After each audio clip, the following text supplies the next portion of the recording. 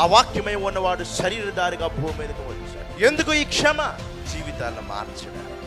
దేవునికి దూరమయ్యి మరణకరమైన పరిస్థితిలోకి వెళ్ళిపోయిన నేను, నాకు జీవం ఎక్కడ ఉన్నది? నువ్వు భరించవలసిన ఆ శాపమును భరించడానికి భూమి మీదకు వచ్చాడు. నిన్ను క్షమించే అంత ప్రేమ కలిగిన వాడు.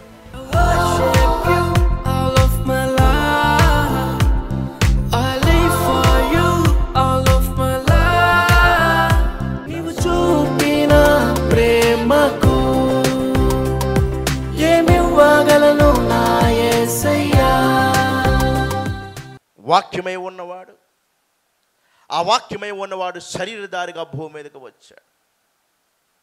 శరీరధారిగా భూమి మీద వచ్చినకు కారణము మరణ భయం చేత దాస్యముకు లోబడిన వారిని విడిపించుటకు ఆయన ఈ రక్త మాంసములో పాలివాడయ్యాడు. మానవ జాతిని ఈ దాస్యము నుండి విడిపించుటకు ఆయన రక్త మాంసంలో పాలివాడయ్యాడు. నిన్ను పాపము నుండి విడిపించుటకు ఆ దేవుడు మానవుడిగా భూమి మీదకు వచ్చాడు. నీ జీవితాన్ని మార్చుటకు, నీకు పరిశుద్ధమైన జీవితం ఇచ్చుటకు, నిన్ను నీతిమంతుడిగా చేయుటకు ఆయన భూమి మీదకు వచ్చాడు. పాపం వలన వచ్చిన జీతము మరణము, నీ శాపము ఆయన భరించడానికి భూమి మీదకు వచ్చాడు. నువ్వు భరించవలసిన ఆ శాపమును భరించడానికి భూమి మీదకు వచ్చాడు. నిన్ను క్షమించే అంత ప్రేమ కలిగిన వాడు. ఎంత ఘోర పాపినైనా క్షమించగలవాడు. ఈ వాక్యం విని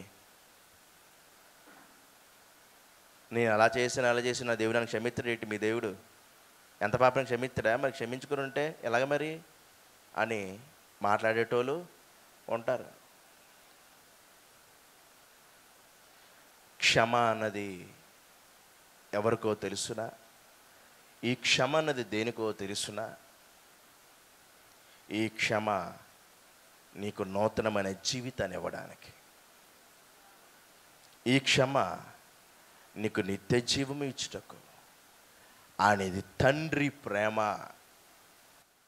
నువ్వు మరలా పాపములు చేసి ఇతరులను వేదన పెట్టాలని కాదు. అయ్యో నేను తెలియక చేశానే, అయ్యో మరలా నేను రక్షింపబడడానికి ఏమి ఆధారము? నీకే కాదు, ప్రతి మానవుడి పరిస్థితి ఇదే. పాపిన నేను రక్షింపబడాలంటే ఎలాగనా?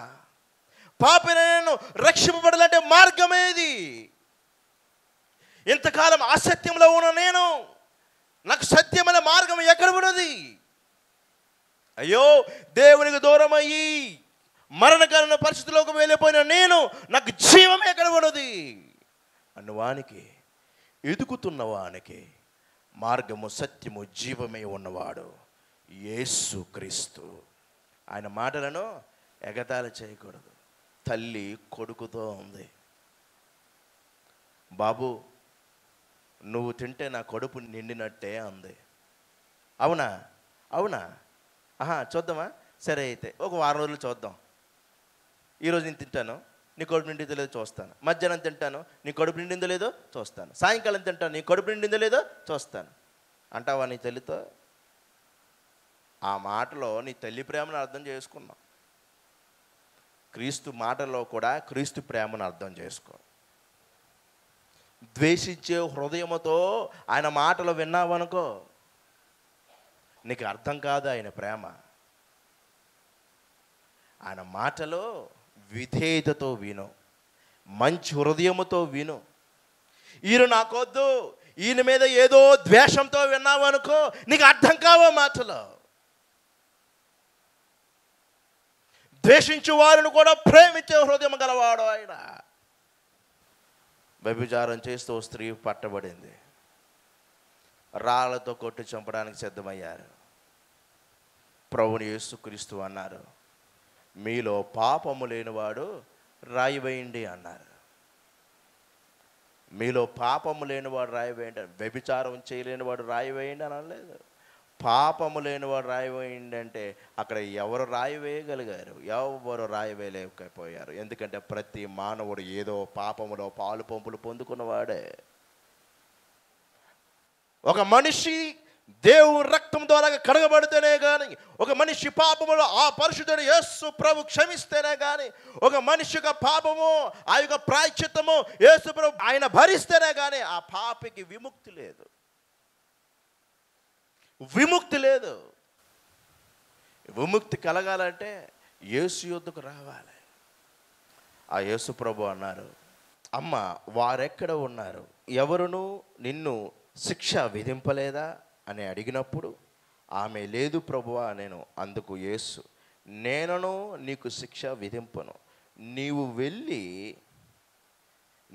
వెళ్ళి ఇక పాపము చేయకుమని ఆమెతో చెప్పాను. జీవితాన్ని ఏం చేశారండి? సరి చేశారు. జీవితాన్ని ఏం చేశారు? బాగు చేశారు. ఆయన ప్రేమ ఒక స్త్రీ జీవితాన్ని బాగు చేస్తుంది. మనుషులకు ఎమోషన్ అన్నది ఆమె జీవితాన్ని మరణకరమైన పరిస్థితిలోకి తీసుకెళ్తుంది. దేవుని ప్రేమ, తండ్రి ప్రేమ జీవితాన్ని మారుస్తుంది. ఎందుకు ఈ క్షమ? జీవితాలను మార్చడానికి.